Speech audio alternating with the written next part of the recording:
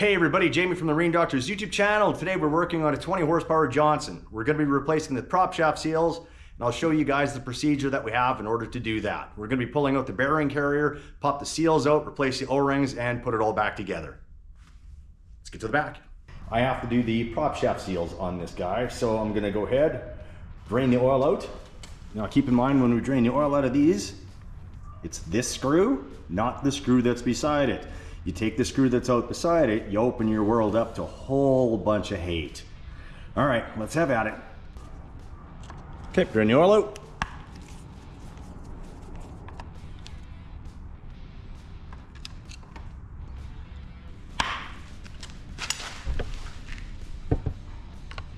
Top one as well.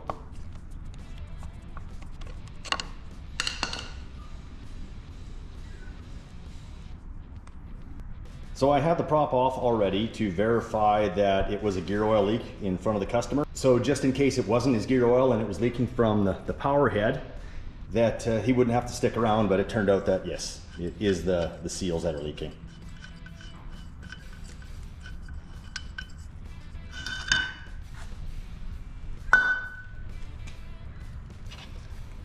Okay, you can see right there at the base of that seal, it's a little bit pushed out. And there's oil leaking there. So we're going to take that carrier out, and you can see that there's one 5/16 bolt there and one 5/16 bolt on the other side. We have to take those out. Once those are out, that carrier should just slide out. Always living on the edge here. That's one.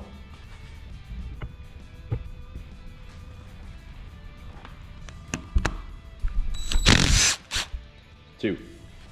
So also on this carrier, that hole and that hole are to hook a puller to, but we're going to try a slide hammer first.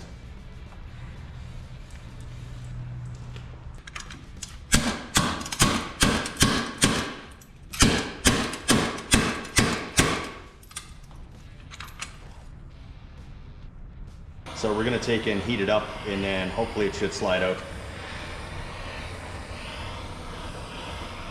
So when you're doing this, you're probably going to end up having to replace the O-ring, which you should do anyway.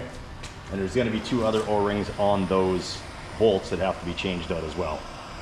So it's a little bit more than just swapping out seals. You know what that seal looks like? It looks like part of it's gone. The outer part of it. The rubber part.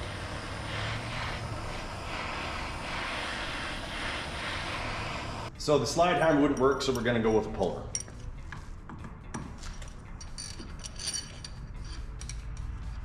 If my bolts are long enough. I think they might. I'll have to back this out so that that's flush.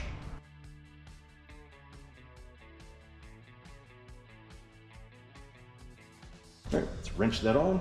So when you're putting a puller on like this, you want to try and get it as straight as possible so that you pull it evenly out, not sideways a little bit. So I'm going to try and get these in also as far as they'll go so that I don't pull them out of the holes. And yes, I could have put washers on here, or I should have put washers on here, but I didn't know if I was going to have enough bolt. All right, I got to figure out a way to get that to stay still.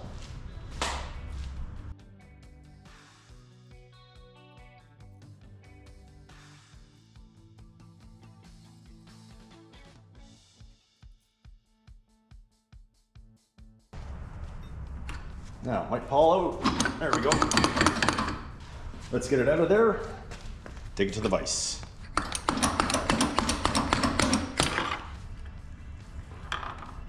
Just like that. I'll let you guys have a peek inside. Our inside, we'll see that retaining clamp, and then that silver piece that we see down in the silver circle. That's the reverse gear, but that's all there is to see there. All right, there we can clearly see that the seal that's supposed to be sitting here, like the metal part is here, but the actual rubber part is gone. So we're gonna pop those two seals out and put two new ones in. This is what we're gonna use to get that seal out. We're not gonna pry it out, we're gonna drive it out. We're gonna take and put it in through here and push it down so that it collects on that seal. right? Put it back in the vise and a couple hits with the hammer, it should come out. The sound of 2 seals coming out. There you have it. I would always rather like to drive them out than to pry them out so that you don't risk breaking that outer edge. If you break that outer edge, you need a new one. Okay, it turns out that this is a 20 horsepower, one of the first generations of the new gear case that they used back in the early 80s. And we're gonna put these seals in. So one seal, the lip goes down or spring down. The second one goes spring up. And that should take care of his oil leak.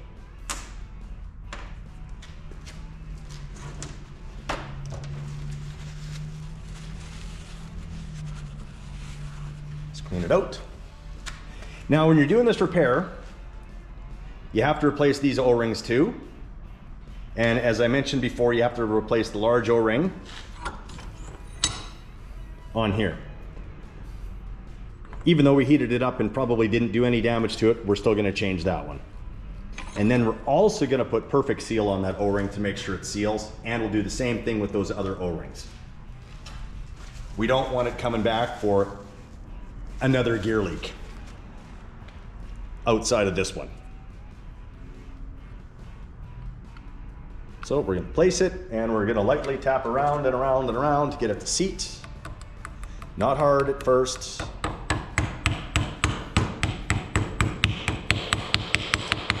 Okay, we're flush. We're again gonna take a socket. A driving tool. A little bit larger than this, so I'm too narrow with this. This is gonna hit too close to the rubber part.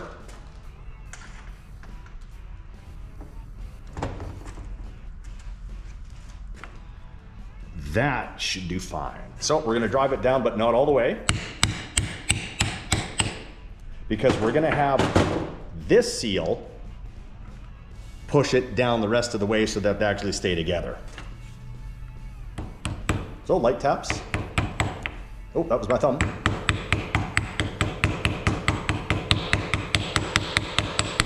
So how do you know when it's in all the way? You hear that change in the sound it makes. So we're actually hitting this rather than the raised edge of the seal. So we'll give it a couple more just in case. And it should be good. Now let's take a closer look. Looks good, and notice it's got the rubber now on there. Yeah, the other one was totally gone. I'm gonna go look up these O-rings, and I'm gonna go look up that large O-ring and hopefully get this thing finished up in the next 15-20 minutes. So we're gonna prep this guy for the new O-ring, and we have to pick the O-ring that's in it out. These are special O-rings. You can't just use a regular O-ring.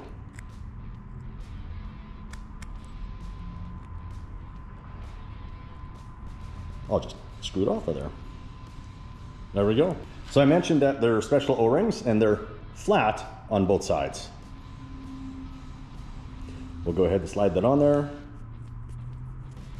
and push down into its groove. And that's almost ready to go. It just needs a sealer put on it. You don't have to put sealers on, but I do, just to make sure that it's gonna seal, because again, we don't want it coming back. So I got one more of these to do. We're trying to locate the O-ring, I think, or hoping one of our suppliers has it, and then we'll get it back together. Go ahead and pick this O-ring off.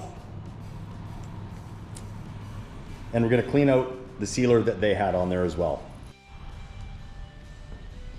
So to save myself some trouble when putting this back together, you see these grooves are running this way.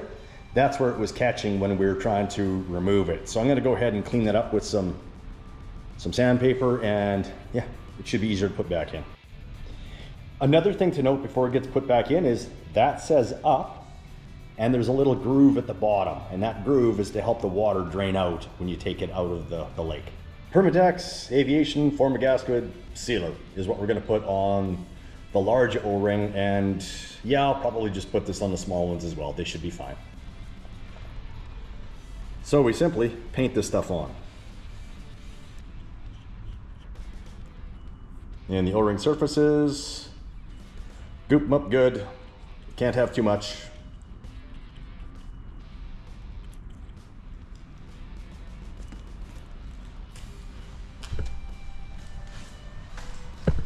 Oh, I tilted it down to get the oil out. I forgot to mention that. I'll tilt it back up and we'll get her back together.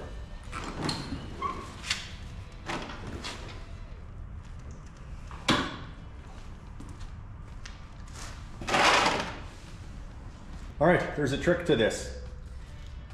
You won't be able to get the bolts to line up properly if you don't do this. So I've gone ahead and I put a stud inside there, threaded it into that hole. Then I'm gonna run it down through this hole, like so.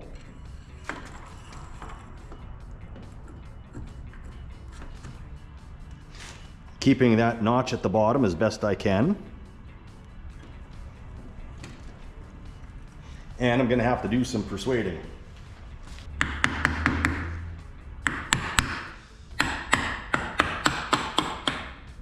Okay, again, up, hole at the bottom. Line it up as best we can. We don't want to hit against here. We want to try and strike against here. So I'm gonna have to get a tool or something so that I can hit something blunt. So something blunt that just fits. We listen for that change in sound.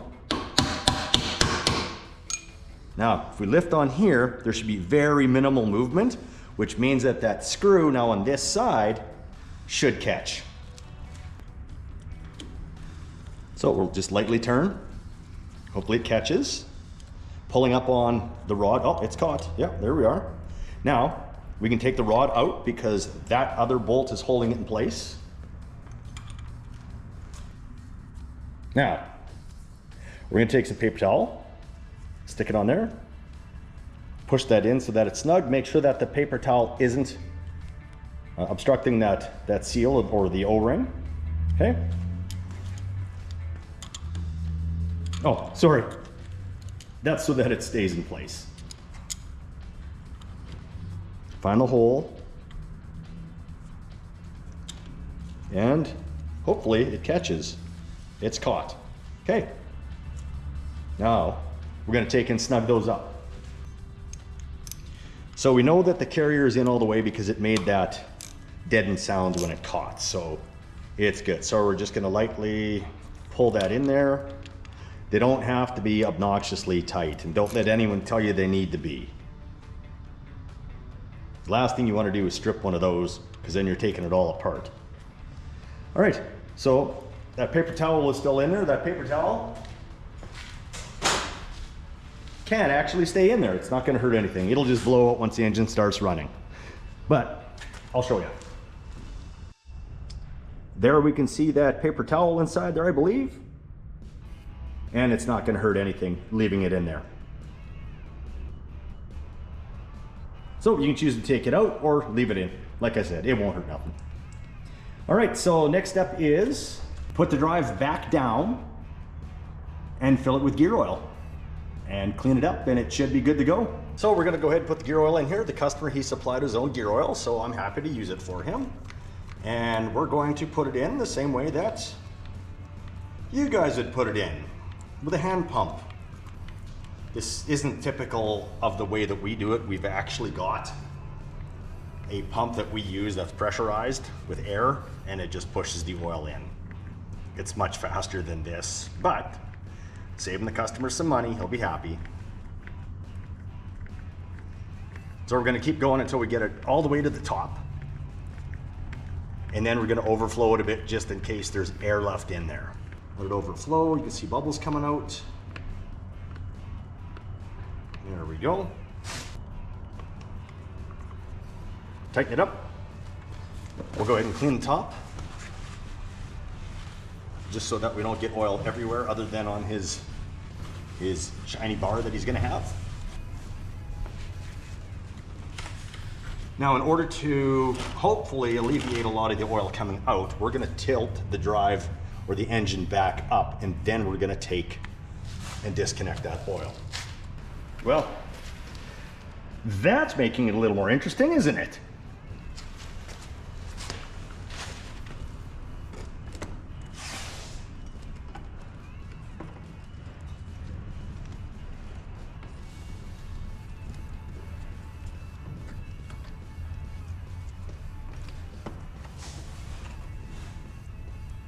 Cap it off. Spin this back in, tighten it, clean it, more clean it. We'll fasten the prop back on and it's good to go. See you guys at the front. All right, we're back up at the front and the repair has been completed. It looks like it's maybe a 5, 6 out of 10, given the bearing carrier sometimes doesn't want to come out. So sometimes you use the slide hammer and sometimes you actually have to use a puller and some heat to pop that out. All right, so that's a wrap and I'll see you guys in the next video, one of these two. Until then.